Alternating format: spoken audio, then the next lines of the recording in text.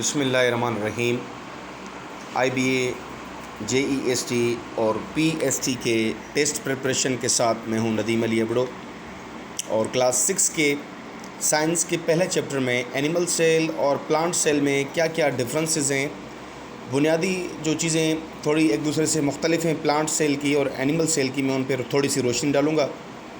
जैसा कि आप ऊपर के पार्ट को देख सकते हैं और इसमें आप ये देख सकते हैं कि ये देखें, ये एनिमल सेल है, ये इसकी ऊपर वाली सेल मेम्ब्रेन है। उसके बाद इसका ये जो है यहाँ पर छोटा सा वैक्यूल दिया गया है साइटोप्लाज्म के अंदर, और ये इसका साइटोप्लाज्म है पूरा। साइटोप्लाज्म के अंदर फिर माइटोकॉन्ड्रिया भी है, वैक्यूल भी है, दूसरे साइटोप्लाज्मिक ऑर्गेनल्स और भी ज़्यादा हैं, लेकिन मैंने सिर्फ यहाँ पर एक दो जैसे वैक्यूल और माइटोकॉन्ड्रिया उठाया ताकि आपको पता चले कौन कौन से बुनियादी तौर पर होते हैं और कौन कौन सी चीज़ें मुख्तलिफ हैं दूसरे से। उसके बाद यहाँ पर ये न्यूक्लियस है, ठीक है। आप देख सकते हैं कि एनिमल सेल में न्यूक्लियस बीच के साइड पर है, बिल्कुल सेंटर में है, ठीक है।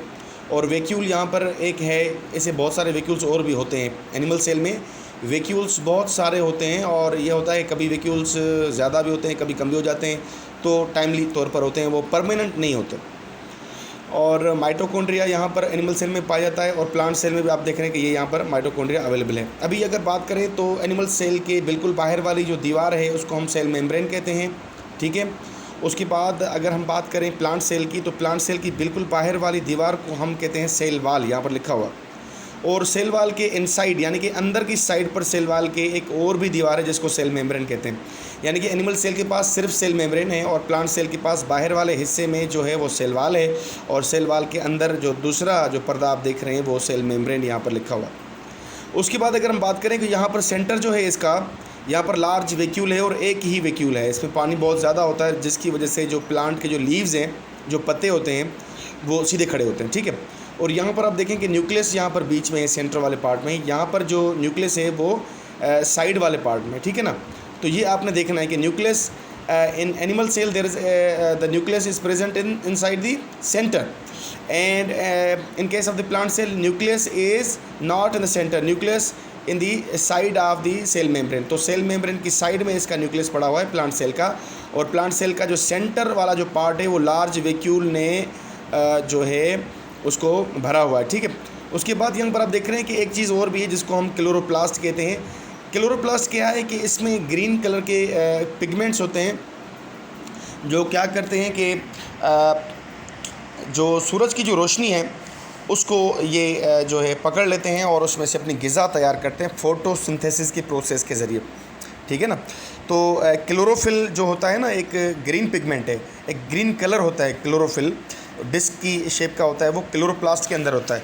ये जो क्लोरोप्लास्ट आप देख रहे हैं, इसके क्लोरोप्लास्ट जो है इसके अंदर क्लोरोफिल होता है। जो क्लोरोफिल क्या करता है कि फ़ोटोसिंथेसिस के अमल को, यानी कि सूरज की रोशनी जब आती है उसके मौजूदगी में जब प्लांट अपनी ग़िज़ा तैयार करता है तो क्लोरोप्लास्ट के अंदर क्लोरोफिल होते हैं। वो क्लोरोफिल जो हैं ज़रूरी होते हैं सूरज की रोशनी को कैप्चर करने के लिए, जिस की वजह से जो प्लांट जो है अपनी ग़िज़ा तैयार करता है। और प्लांट को इसलिए हम ऑटोट्रॉफ कहते हैं कि अपनी ग़िज़ा खुद बनाता है, ठीक है। जैसे कि हम हेट्रोट्रॉफ हैं, हम अपनी ग़िज़ा खुद नहीं बना पाते और हम प्लांट्स को या दूसरे जानवरों को खाते हैं, ठीक है। तो बुनियादी तौर पे हमने देख लिए कि एक तो न्यूक्लियस जो है इसका एनिमल सेल का वो सेंटर पे है, और प्लांट सेल का जो न्यूक्लियस है वो सेंटर पे नहीं है, वो साइड पर है। और दूसरा क्या था कि इसमें प्लांट सेल में क्लोरोफिल होता है जबकि एनिमल सेल में क्लोरोफिल नहीं होता। तीसरा क्या था कि यहाँ पर लार्ज वैक्यूल है और एक ही वैक्यूल है प्लांट सेल के अंदर और सेंटर पे पड़ा है। यहाँ पर वैक्यूल्स बहुत सारे होते हैं और ज़रूरी नहीं कि वो सेंटर पर हों, वो साइड्स पर होते हैं और बहुत छोटे छोटे वैक्यूल्स होते हैं और उनके मुख्तलिफ टाइम पर वो गायब भी हो जाते हैं और चले भी आते हैं। जब ज़रूरत होती है उनको तो वैक्यूल्स बन जाते हैं, वरना वो चले जाते हैं और टाइमली होते हैं, जबकि यहाँ पर ये परमानेंट वैक्यूल है, ठीक है। Thank you. और कोई भी अगर क्यूरी हो, कोई सवाल हो आपको, तो आप कर सकते हैं कमेंट बॉक्स में, और मेरे चैनल को सब्सक्राइब करना ना भूलें। Thank you.